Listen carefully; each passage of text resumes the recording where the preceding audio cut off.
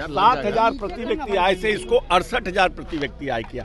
30 वर्षों में नीतीश जी ने जिस तरह से इस बिहार को आगे बढ़ाने का काम किया है, बिहार 26,000 करोड़ के बजट का बिहार था। बिहार की 46% आबादी गरीबी रेखा के नीचे थी। किसी का पैर भी छुआ है, आशीर्वाद भी लिए हैं। अच्छी बात। नमस्कार, मगी न्यूज देख रहे हैं आप। मैं हूं आपके साथ स्नेहा। बता दें आपको कि बिहार विधानसभा में बजट सत्र की शुरुआत हो चुकी है।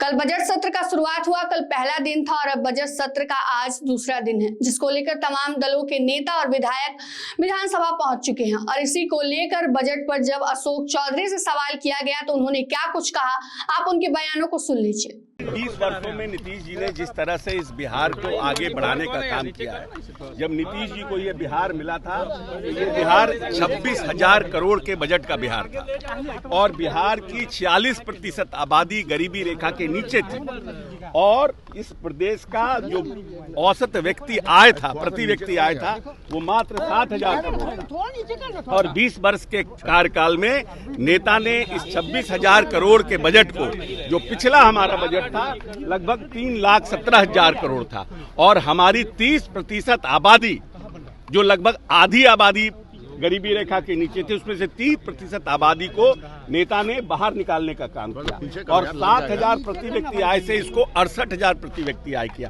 तो आज जो बजट पेश होगा वो मेरे आने वाले, हमारा जो भविष्य है उसकी आमदनी कैसे दुगनी हो, हम 1 करोड़ कैसे रोजगार क्रिएट करें और बिहार का इंफ्रास्ट्रक्चर कैसे मजबूत हो और ग्रामीण इलाकों का जो अर्थव्यवस्था है उसको कैसे सशक्त किया जाए। मैं समझता हूं इन्हीं सब पर जो माननीय नेता का पिछले 20 वर्षों से जो सोच है उसी पर ये बजट आएगा। अनंत सिंह ने शपथ ले ली है अभी।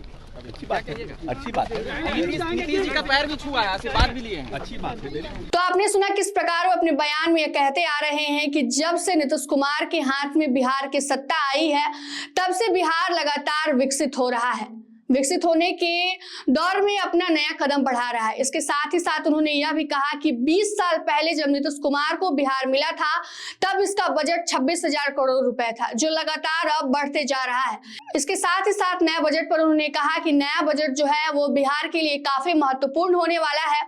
इसमें ग्रामीण अर्थव्यवस्था को मजबूत करने, आय को दुगुनी करने और 1 लाख रोजगार के सृजन करने के अवसर जो है इसमें देखने को मिल सकते हैं। साथ ही साथ उन्होंने यह भी कहा कि जब नीतीश कुमार के हाथों में बिहार की सत्ता नहीं थी तो बिहार में 46% जो आबादी थी वो गरीबी रेखा के नीचे थी, जो नीतीश कुमार के आने के बाद से काफी कम हुआ है। नीतीश कुमार ने बिहार के लिए काफी कुछ काम किया है और आने वाला बजट भी काफी शुभ संकेत देता है, क्योंकि इसमें बिहार वालों के लिए, बिहार वासियों के लिए काफी कुछ होने वाला है। अर्थव्यवस्था जो है वो बढ़ेगी, साथ ही साथ जो ग्रामीण विकास पर भी काफी ध्यान दिया जाएगा। और इसी को लेकर जब पत्रकारों ने बाद में उनसे सवाल पूछा कि अनंत सिंह ने जो है शपथ ले ली है, इस सवाल से बचते हुए नजर आए और उन्होंने बिहार के बजट को लेकर काफी सकारात्मक संकेत दिए हैं। तो आने वाला समय बताता है कि बिहार वासियों को लेकर बजट को लेकर क्या कुछ शुभ संकेत मिलने वाले हैं। फिलहाल के इस खबर में इतना ही। तमाम छोटे बड़े अपडेट के लिए बने रहे मगी न्यूज के साथ। धन्यवाद।